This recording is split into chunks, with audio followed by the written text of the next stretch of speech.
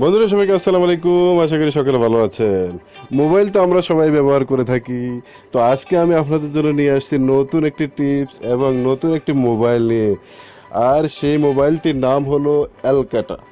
যে মোবাইলটির নতুন একটি টিপস আপনারা হয়তো অনেকেই জানেন না, তা আজকে আমি আপনাদের সামনে নিয়ে আসছি।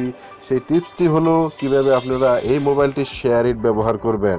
তো চলে যাচ্ছি আমরা ক্যামেরার মাধ্যমে। তো ক্যামেরা দিয়ে আমি দেখাবো, অলরেডি দুটি মোবাইল নিয়ে একসাথে করে দেখাবো কিভাবে আপনারা শেয়ার ইটে ছবি বা ভিডিও বা যে কোনো অ্যাপস এক মোবাইল থেকে অন্য মোবাইলে নেবেন। একটা হাওয়াই মোবাইল, আরেকটি হচ্ছে অ্যালকাটা মোবাইল। তো বন্ধুরা চলুন আমরা চলে যাচ্ছি ক্যামেরার মাধ্যমে, ক্যামেরার হেল্প নেব আমরা। এই হচ্ছে মোবাইলটি বন্ধুরা, আমরা অলরেডি শেয়ার ইটে চলে আসছি। আর এটার ব্যাক সাইড এটা, আর ফ্রন্ট সাইড হচ্ছে এটা।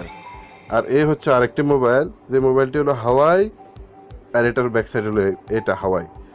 তো এখন আমি দেখাবো কিভাবে আপনারা এই হাওয়াই মোবাইলে এলকাটা মোবাইল থেকে কিভাবে আপনারা কোনো সফটওয়্যার বা ছবি বা যে কোনো কিছু নেবেন। তো তার জন্য কি করতে হবে, প্রথমে চলে যেতে হবে আপনাদেরকে যদি আপনারা এই মোবাইল থেকে কিছু পাঠাতে চান তাহলে সেন্ডে যেতে হবে, বা রিসিভ করতে হলে রিসিভে যেতে হবে। তো আমরা চলে যাব এই মোবাইলে, এই মোবাইল থেকে আমরা পাঠাবো সেন্ড। তো ধরুন আমি একটি অ্যাপস পাঠাবো, অ্যাপসটি হলো বাংলা ডিকশনারি। তো আমি এটি সেন্ড করলাম এবং এখানে রিসিভ করলাম।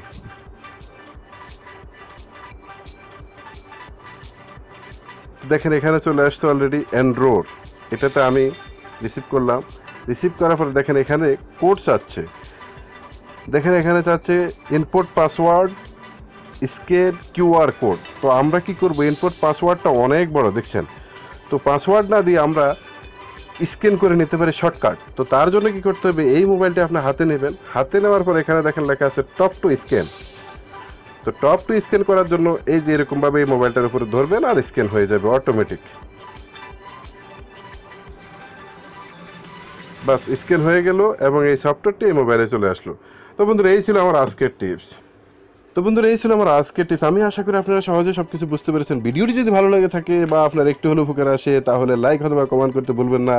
এবং আমি একজন নতুন ইউটিউবার হিসেবে আমার চ্যানেলটি সাবস্ক্রাইব করে নেবেন এবং বেল আইকনটি ক্লিক করে রাখবেন। আশা করছি আরও নতুন নতুন ভিডিও নিয়ে হাজির হব।